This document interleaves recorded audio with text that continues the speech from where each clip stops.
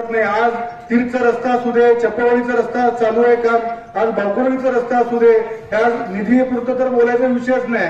कारण की आज अक्कलकोटमध्ये 30 कोटी रुपयाचं स्टँड असू दे, मल्लिकार्जुन देवस्थानचं काम असू दे, पोलीस स्टेशनचं काम, आता परवा फडणवीस साहेबांना आम्ही पण सभेला गेलो होतो। कारण की तुमच्या कामं केलेले आज यादी वाचायला बसलं तर इथं मला पण वेळ होणार नाही। दहाचे काम इतकं झालेत। मला एक मनापासून सांगायचं आहे, दादा म्हणतात की मला चप्पागावचं टेन्शन आहे।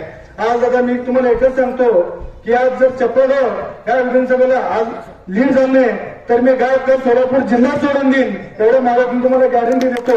100% तुम्हाला चप्पगाव लीड करून देतो, कुठल्याही परिस्थितीमध्ये असू दे। पण तुम्ही चप्पगाव आज पण तुम्ही कधीही कल्याण सिटी घराण्याचं जर कुठल्याही इलेक्शनला थांबलेलं असू दे तेव्हा 100% चप्पगाव तुमच्या पाठीशी उभा राहिलेला आहे। कारण की तुम्ही प्रत्येकाच्या सुख दुःखामध्ये येता। त्यामुळे आज आमच्या लोकांना जाण आहे की बाबा काम करणारा कोण आहे आणि खोटं बोलणारा कोण आहे।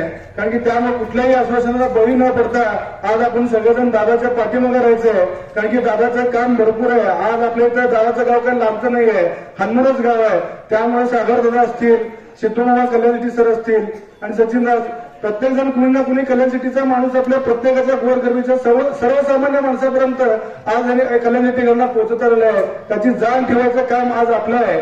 त्यामुळे आपण दादाच्या पाठीमागे उभं राहायचंय।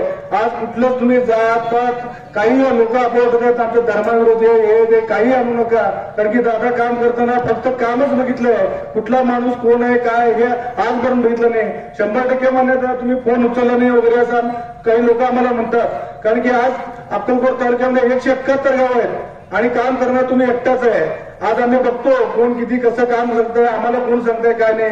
आम्ही आजपर्यंत एक निष्ठेने काम करत आलो आणि तुमच्यासोबत एक निष्ठेनेच राहू। कारण की माझं राजकारणाचं पद्धत असं आहे, मी कधी डोक्याने काम करत नाही। मला काम करायचं तर मी मनापासूनच काम करतो आणि मी कधी कुणाच्या पाठीमागे राहिलं तर मनापासूनच राहतो। मला पुढे बोलायचं आणि मागे बोलायचं कधी असलं मला माहित नाही। त्यामुळे 100% चप्पगाव हे तुमच्या पाठीशी आहे आणि राहिलेला पण आहे। तुम्ही चप्पगावर इतके भरपूर आज जवळपास 3-3.5 कोटी रुपये चप्पगावला निधी आलेले आहे। ते चप्पगावला दिलेला निधी पण वाचायला इथं वेळ पुरणार नाही। त्यामुळे जास्त माझं लांबचं भाषण घेत नाही। आज गर्दी असल्यामुळे मी सर्व मान्यवरांचं नाव घेऊ शकलो नाही, त्यामुळे मला पण क्षमा असावी आणि माझे 2 शब्द संपवतो। जय हिंद, जय भारत। अभिजित मालकांचे मनापासून धन्यवाद की ज्यांनी भारतीय जनता पार्टी चप्पगाव यांच्या वतीने सचिन दादांना ग्वाही दिली आहे, त्यासाठी मी त्यांचे धन्यवाद व्यक्त करते।